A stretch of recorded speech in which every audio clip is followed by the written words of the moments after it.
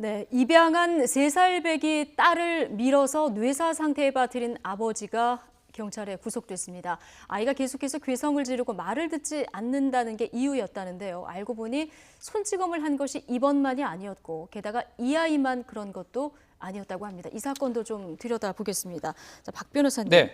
입양하려고 하면은 이제 위탁 기간이라는 게 있잖아요. 그렇죠. 그 기간 중에 지금 이번 일이 발생한 거죠? 그렇습니다. 7월 15일 날 가 입양이 됐습니다. 예. 예전 입양 특례법이 좀 바뀌어가지고 입양 절차가 조금 복잡합니다. 예. 가정법원의 허가 또 요건을 갖춰야 됩니다. 네. 뭐 친부모가 있다면 친부모가 동의 승낙을 해줘야 되거든요. 그 요건을 갖추기 위해서는 위탁 입양을 해가지고 가입양을 하는데 네. 그 가입양 상태에서 아이를 어깨를 뭐 밀고 흔드는 과정에서 네. 아이가 지금 뇌사 상태에 빠진 것으로 보입니다. 어떻게 해서 뇌사 상태에 지금 빠진 일단은 겁니까? 지금 이 양아버지 주장에 따르면 예. 뭐 아이가 뭐 소리도 많이 지르고 네. 밥도 막 많이 몰라 그러고 얘가 버릇을 고쳐준다고 했는데 아. 그런 과정에서 약간 어깨를 밀면서 좀 흔들었는 그러면서 넘어뜨린 것 같습니다. 그러면서 머리를 그 와중에 아마 머리가 부딪혀가지고 의식을 잃게 됐고요. 그 의식을 잃게 되니까 지금 아직 뇌사 상태고 그 어떤 상황을 의사가 발견하고 지금 신고한 그런 상황입니다. 지금 의사의 신고로 수사가 시작이 된 그렇습니다. 거군요.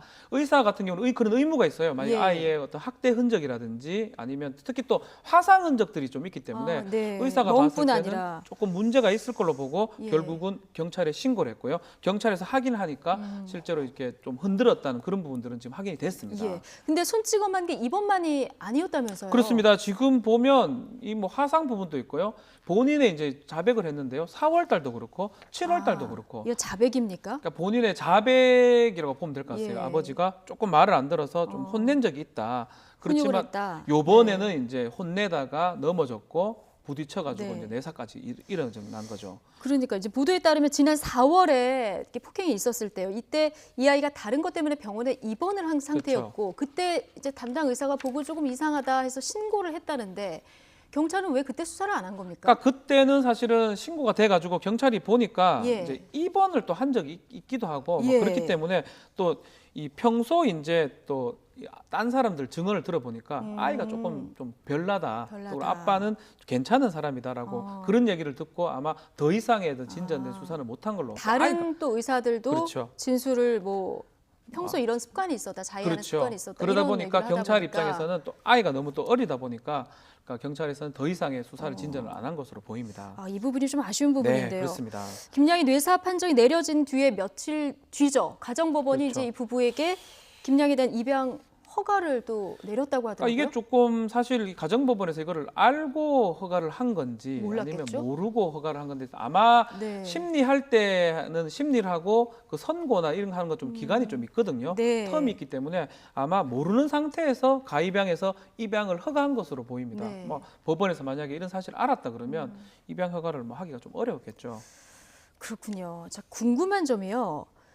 이들 부부가 이 아이들 말고 4명을 더 입양을 했다고 그렇습니다. 하거든요. 예. 지금 굉장히 많이 입양을 해서 아이들을 키우는 일을 하고 있는데 유학도 보내고 나름 또 잘 키운 것 같아요. 근데 왜 이렇게 많은 아이들을 입양해서 지금 키우고 있는 이런 이제 상황인 원래 거죠? 지금 예. 20대 본인이 어릴 때 친딸이 있었는데 친딸이 네. 조금 난치병을 앓고 있었어요. 아. 그래서 입양을 했는데 그 친딸이 병도 낳게 되고 그래서 좋은 일을 하면 계속 좋게 된다고 생각을 해가지고 계속 입양을 좀 많이 한 걸로 보입니다. 좋은 일을 하니까 나한테도 좋은 일이 있구나 해서 그렇죠. 선행을 한 그러니까 거잖아요. 또 그렇다면? 특히 잘 키워가지고 외국에 유학도 보내고 그러니까요. 그렇게 잘 키웠는데 이제 지금에 와서는 예. 이 아이 말고도 두 살짜리 또 아이가 또 한 명 더 있습니다. 입양한 아이가 그런 아이들한테는 약간의 어떤 폭행이라든지 학대의 정황들이 지금 좀 그 보이고 아이한테도 있습니다. 폭행이 그렇죠. 있는 정황이 있다는 거죠. 2살짜리 아이한테도 조금 때린 적이 있다라고 얘기를 하고 있고 그렇기 때문에 예전에는 조금 입양을 해가지고 잘 키운 걸로 보이는데 최근에 와서는 지금 어린 아이들한테는